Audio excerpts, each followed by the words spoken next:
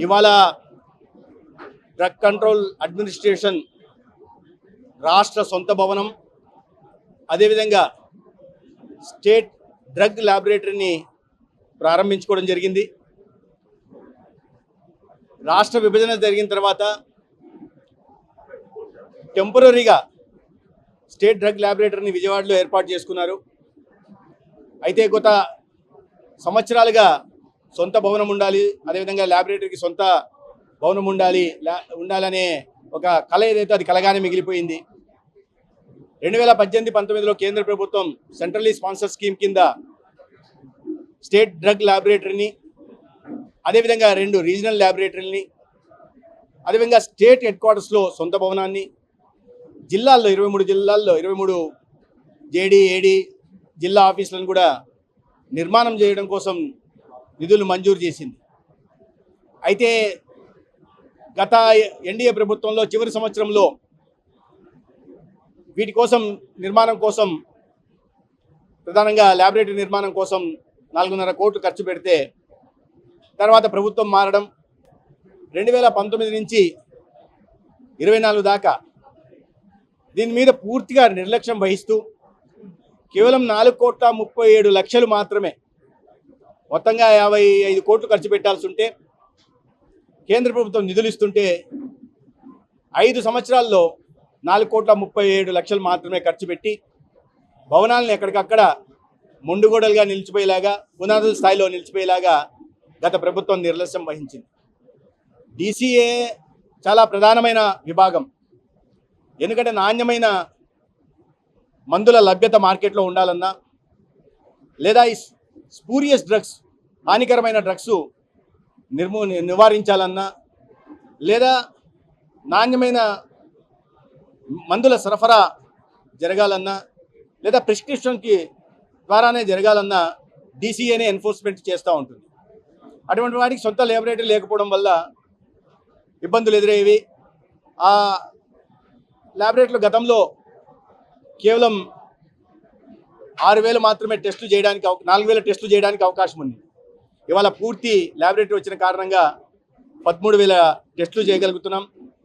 అదేవిధంగా గత 2 సంవత్సరాల్లో డీసీఏ మీద చంద్రబాబు నాయుడు గారి నాయకత్వంలో ప్రభుత్వం పెట్టిన ప్రత్యేక దృష్టి కారణంగా ఈ ఎన్ఎస్క్యూ నాట్ ఆఫ్ స్టాండర్డ్ క్వాలిటీ మందులు ఏవైతాయో, అంటే ఇన్స్పెక్షన్లు, పెద్ద స్థాయిలో ఇన్స్పెక్షన్లు చేయడం జరిగింది.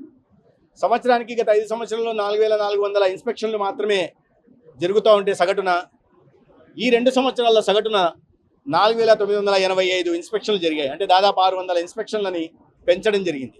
దాని కారణంగా ఈ ఎన్ఎస్క్యూ ఇన్స్పెక్షన్ల కారణంగా ఎన్ఎస్క్యూ నాట్ ఆఫ్ స్టాండర్డ్ క్వాలిటీ మందులు ఏవైతే ఉండేవో గతంలో 2.3% ఉండేవి, దాన్ని ఇవాళ 1.4% తీసుకురావడం జరిగింది. కానీ ఇవాళ డీసీఏకి ప్రత్యేకంగా టార్గెట్స్ ఇవ్వడం జరిగింది. ఆ ఎన్ఎస్క్యూని మరింత తక్కువ తీసుకురావాలి. ఈ ల్యాబొరేటరీని ఎన్ఏబిఎల్ అక్రిడేటెడ్ ల్యాబొరేటరీలుగా చేయాల్సిన అవసరం ఉంది. ఇన్స్పెక్షన్లు కూడా పెంచాల్సిన అవసరం ఉంది. గతంలో 6,000 చదరపు అడుగులు మాత్రమే టెంపరీ బిల్డింగ్లో అవకాశం ఉంటే, చదరపు అడుగుల లభ్యత ఉంటే, ఇవాళ ల్యాబొరేటరీకి 33,000 చదరపు అడుగులు, అన్ని కార్యాలయాలు కలిపి దాదాపు 55,000 చదరపు అడుగుల నిర్మాణాలు. ఆంధ్రప్రదేశ్ ఇవాళ దేశంలోనే సొంత భవనాలు డీసీఏకి సంబంధించి ల్యాబొరేటరీలకు కానీ, లేదా జేడీ ఏడీ డ్రగ్ ఇన్స్పెక్టర్ల ఆఫీసులకు కానీ సొంత భవనాలు ఉన్న ఏకైక రాష్ట్రం ఇవాళ ఆంధ్రప్రదేశ్. అది ఈ కూటమి ప్రభుత్వానికి రాష్ట్ర ప్రజల ఆరోగ్య సంరక్షణ పట్ల ఉన్న చిత్తశుద్ధి. దీనికి సంపూర్ణంగా కేంద్ర ప్రభుత్వం నుంచి కూడా నిధుల రూపంలో సిఎస్ఎస్ కింద అందించడం జరిగింది. దాని కారణంగానే ఇవాళ ఒకటే లక్ష్యం పెట్టుకున్నాం.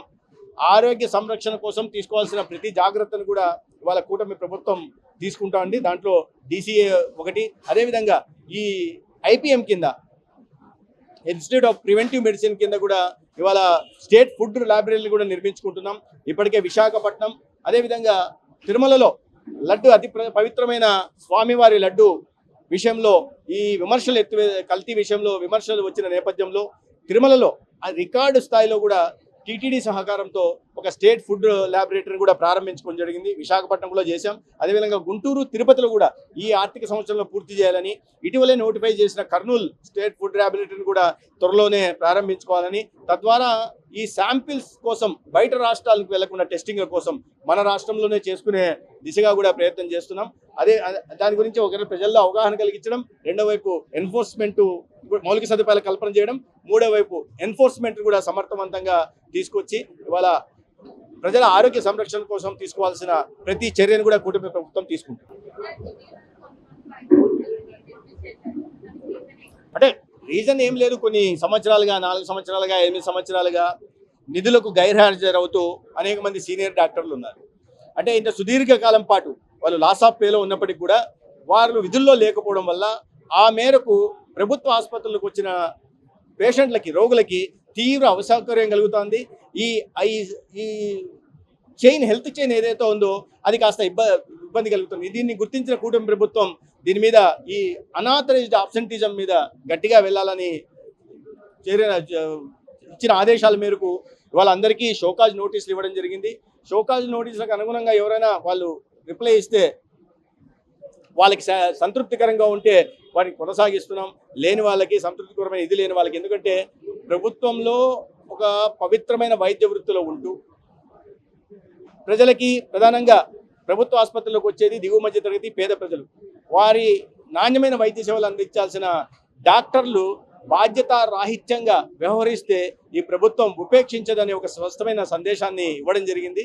ఇష్టం లేకపోతే రాజీనామాలు చేసి వెళ్ళకపోవచ్చు, అంతేగాని కంటిన్యూ అవుతూ దాని బెనిఫిట్స్ కూడా తీసుకుంటూ రేపు మళ్ళీ పోస్ట్ రిటైర్మెంట్ బెనిఫిట్స్ కూడా తీసుకుంటాం, ప్రజలు ఎలా పోయినా మాకు సంబంధం లేదు అనేది అటువంటి నిర్లక్ష్య వైఖరి వాళ్ళ కూటమి ప్రభుత్వం ఉపేక్షించదన్న విషయాన్ని అందరూ కూడా తెలుసుకోవాల్సిన అవసరం ఉంది. ప్రజల ఆరోగ్య సంరక్షణ వ్యక్తులు కాదు, చిట్ట చివరి ఉంటున్న వ్యక్తికి నాణ్యమైన వైద్య సేవలు అందించడమే కూటమి ప్రభుత్వ లక్ష్యం. దాంట్లో భాగంగానే ఇటువంటి చర్యలు కూడా ఉపక్రమించడం జరుగుతుంది.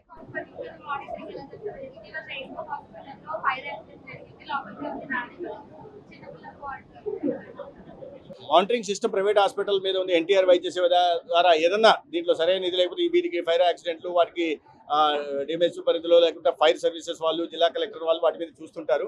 అదేవిధంగా వైద్య సేవలు అందించడం విషయంలో ఏదన్నా తప్పులు జరిగితే దానికి డిస్ట్రిక్ట్ డిసిప్లినరీ, జిల్లా స్థాయిలో డిసిప్లినరీ కమిటీ ఉంటుంది. అదేవిధంగా రాష్ట్ర స్థాయిలో డిసిప్లినరీ కమిటీ ఉంటుంది. దానికి అనుగుణంగా చర్యలు తీసుకోవడం జరుగుతుంది.